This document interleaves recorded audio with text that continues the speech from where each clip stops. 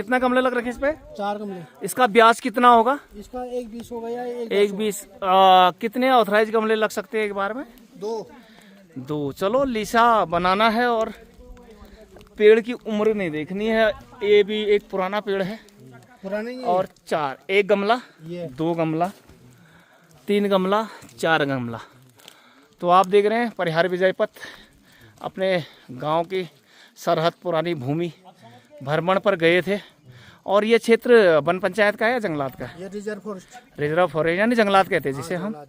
तो ये लीसा गवर्नमेंट का ये यहाँ से जाएगा।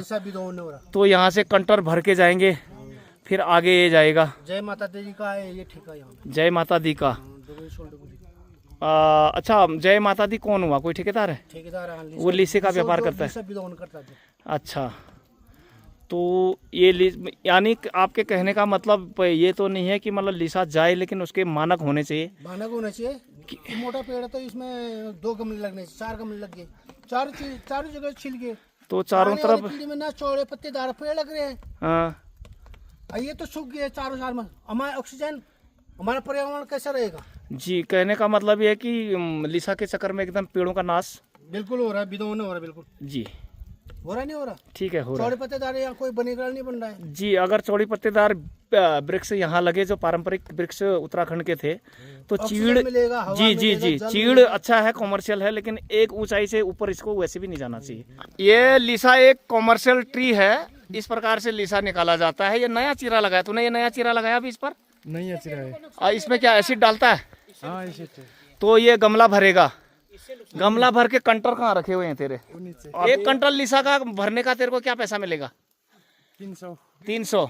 और रोजाना जो तू ये लगाता काम करता है, कितना रुपया मिल जाएगा एक दिन का? एक दिन का पता नहीं, एक दिन का नहीं होता। कंटर भरने का 1 महीने का होता है। 1 महीने का कितना मिलेगा? 1 महीने का 100 हो गया तो मिलेगा 50,000। तो इसका 200 मिलेगा तो 50,000 होता है। 50,000 होता है। ठीक है, ये कॉमर्शियल ट्री इसी प्रकार से, लेकिन चीड़ों की हाइट एक निश्चित ऊंचाई से बहुत ऊपर निकल गई है, जो प्रकृति के लिए ठीक नहीं। ये स्थान है बुढ़ी, मेरा बचपन। यहाँ पर बीता हुआ इस गौशाला को आप देख रहे हैं। इसकी जर्जर हालत है। ये पशुओं के रहने की जगह थी और ये अलग सा कमरा था। जरा नजदीक लाइए। आज भी यहाँ ताला पड़ा हुआ है।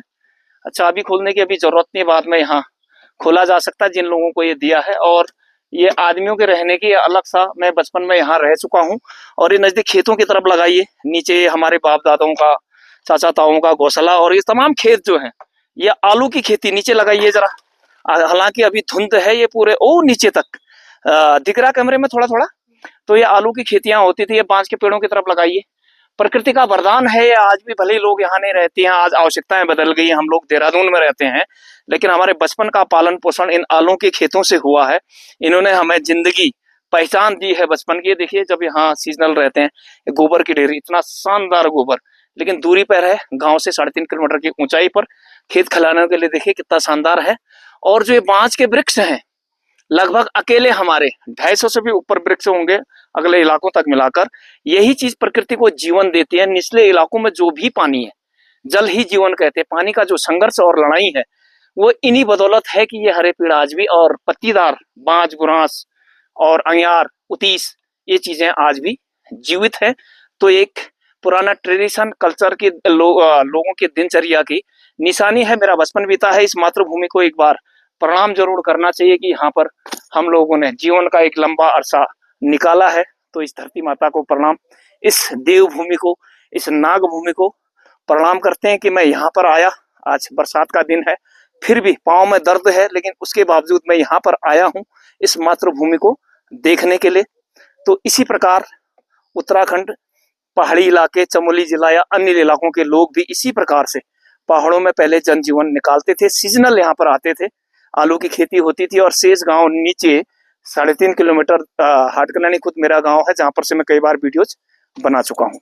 ये मुख्य स्थान है जहां पर पुराने जमाने में हम लोगों का बचपन बीता है। दाणु देवता कहते हैं, प्रकृति देवता कहो या रक्षक कहो या इस भूमि के मालिक कहो। यहाँ पर जब लोग, यही रास्ता जो आगे जाकर बुग्याल के ले जाता है, ढोंगी बुग्याल, तो उस ज़माने में यहाँ पर लोग प्रार्थना करते थे कि मेरा जीवन सुखी रहे, गाय बच्चियाँ अच्छी रहे, जब भी मैं बुग्याल से लौटूं सुरक्षित लौटूं। तो घी मक्खन यहाँ पर वो जो ये शिलाएँ हैं, लिंग इनको कहते हैं, यानी प्रतीक कहो या फिर देवता का अस्त्र शस्त्र कह लो, या फिर जैसे ये त्रिशूल है। तो जिस प्रकार लिंग स्वरूप भगवान शंकर की पूजा होती है, इसी प्रकार इन पत्थरों को यहाँ पर पूजा जाता था। आदि हिमालय यहाँ से दिखता बहुत क्लियर है, लेकिन आज दुर्भाग्यवश बादल कुहारा होने की वजह से दिखाई नहीं दे रहा। नहीं तो छत्रक या मशरूम खाने वाला, ये जहरीले भी होते हैं, इलाज कोई नहीं है, गलत चीज़ नहीं खानी है। लेकिन पहचान है इसकी कि एक तो ये अलग अलग उसमें फटता है। इसकी जड़ दिखाओ, जड़ को धीरे से ऊपर को खींचो तो जैसे भांग या किसी चीज़ का वो निकालते हैं, कबर बाहर का। मेरा मतलब है ये इस प्रकार से ये करक्ट टूटेगा नहीं, इस तरह से आता है। यही पहचान है इसकी। अगर ये बिसेला होता तो ये टुकड़े टुकड़े में हो जाते, टूट जाता, और ऊपर से चिकना होता है। पहचान काला होता है, पहचान, और काला हल्का। और ये इसकी ये छतरियाँ भी इस तरह से फटेंगे, लेकिन एकदम तुरंत टूटेंगे नहीं। ये इसकी पहचान है। कृपया देख कर खाइए, अन्यथा मौत हो सकती है। ये एक और खंडहर गौशाला। पहले लोग आजीविका के लिए यहाँ पर गाय भैंस बकरियाँ पालते थे, और ये संपत्ति, property, eco balance, human and plants, इन सब इन लोगों की लगाई हुई देन है। और ये आलू की खेतियाँ आज बंजर हैं, लेकिन जब तक ये वृक्ष रहेंगे तभी तक जल रहेगा। इनका संरक्षण ज़रूर हो, लेकिन कई हालतों में चीड़ बाँझ का अतिक्रमण कर रही, जो कि प्रकृति के लिए, पर्यावरण के लिए, पानी के लिए सही नहीं है। कॉमर्शियल ट्री है चीड़, मान लेता हूँ, लेकिन नेचुरल ट्री नहीं है। उत्तराखंड का, हिमालयी क्षेत्रों का इसे लाया गया है व्यापार के लिए, और आज इसने अतिक्रमण करके बाकी पेड़ पौधों का विनाश और अतिक्रमण कर लिया, जिससे भी क्लाइमेट चेंज हुआ है और पानी की मात्रा घटी है। ये लबालब जोंक, ये देखिए ऊपर मैंने नमक और ओडोमॉस का छिड़काव कर रखा है, यानी प्रिवेंशन कर रखा है, शायद इसलिए इनको मौका नहीं मिल रहा कि ये अटैक करें। लेकिन जोश अच्छा लोगों का, अच्छा लगा आप लोगों के सबके सहयोग के लिए। चलो, भगवती माता की भूमि है ये, देवताओं की, सिद्ध साधकों की भूमि है, नागों की भूमि है। एक बार प्रणाम अपने ईश्वर के लिए और मिशन के लिए आगे बढ़ते हैं। मौसम बिगड़ता हुआ यहाँ पर लिंगुड़े हो रखे हैं। ये आजकल एक गड्डी 20 रुपए की जाती निचले इलाकों में, लेकिन इसी के साथ साथ फर्न कहते हैं ना, इसका वैज्ञानिक नाम बाद में स्क्रीन पर डाल दूंगा। ये उन्हीं जगह होते हैं जहाँ पानी है। और जैसे निर्गुंडी, आयुर्वेदिक कहते हैं कि ये जोड़ों के दर्द के लिए इसकी दवा बनती है, सिमकन्या बोलते हैं इसे। और ये पानी आप देखो ना, मैं नज़दीक से लगाता हूँ, तो इन इलाकों में आजकल तो बरसात है, थोड़ा लार्ज ऑफ, यानी पानी का अमाउंट थोड़ा ऊपर हो सकता है, तो यही जाकर एक गधेरा बनता नीचे, विभिन्न धाराओं से मिलकर, जुड़कर। तो इन पत्थरों के नीचे से ये आ रहा है, और जिस दिन इस पेड़ पौधों का संरक्षण नहीं होगा तो ये सूख जाएगा, और यही मिलकर गधेरा बनता है। पशु पक्षी, जंगली जानवर इसी पर, इस इलाके में निर्भर हैं। ज्यों ज्यों पानी नीचे जाएगा इसका अमाउंट बढ़ता जाएगा। किरमोड़ी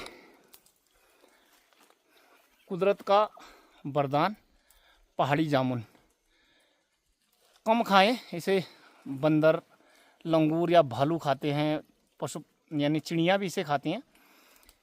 इसका रस तकरीबन पहाड़ी जामुन कह सकते हैं आप, और कम मात्रा में खाया जाए तो ये शुगर पेशेंट के लिए अच्छा माना जाता। तो आजकल ये पकी हुई है।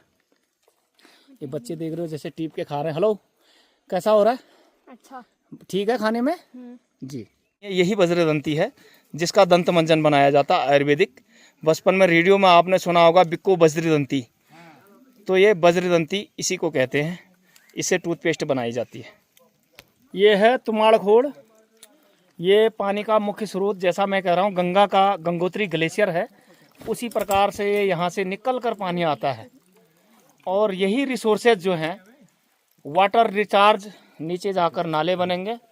और जो एक हार्ट का जो आप बोलते हो ना कि गदरे में पानी है, वो इसकी देन है। जिस दिन ये सूख गया या इसे डाइवर्ट कर दिया गया या इसे छेड़छाड़ कर दी गई तो सारे सोते सूख जाएंगे। इसको डाइवर्जन, जैसे गंगा का में हज़ारों प्रोजेक्ट चलते हैं, गंगा सागर तक जाती है, हजारों कई बांध होंगे, लेकिन गंगोत्री ग्लेशियर को डिस्टर्ब नहीं किया जाता। इसलिए इन पहाड़ों के अंदर से जो ये पानी आ रहा है, इसको किसी भी हालत में डिस्टर्ब नहीं करना चाहिए।